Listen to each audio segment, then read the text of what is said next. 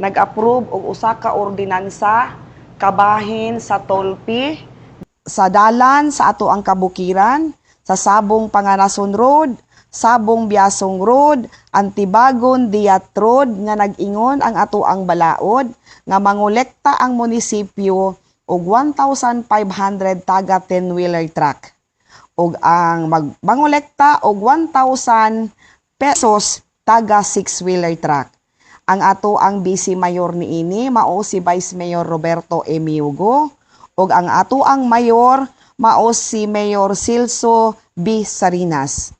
Niabot ang 2017 gi-amend ang ato ang ordinansa o gi-codify og naay additional nga environmental users fee.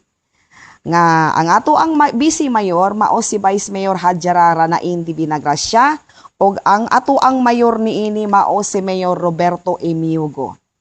Pag-abot sa 2023 giamen og balik ang ato ang ordinansa unya gitagaan og ngipon ang maong balaod nga kolektahon jud ang ato ang gihimo nga ordinansa hangtod niabot ang pag-codify unya mauna ni karon nga aduna na kitay collection nga makita sa report sa ato ang municipal treasurer.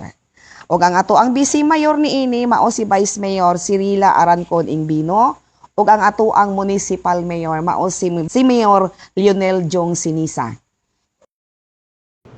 So in addition kay Vice Mayor no, on the part sa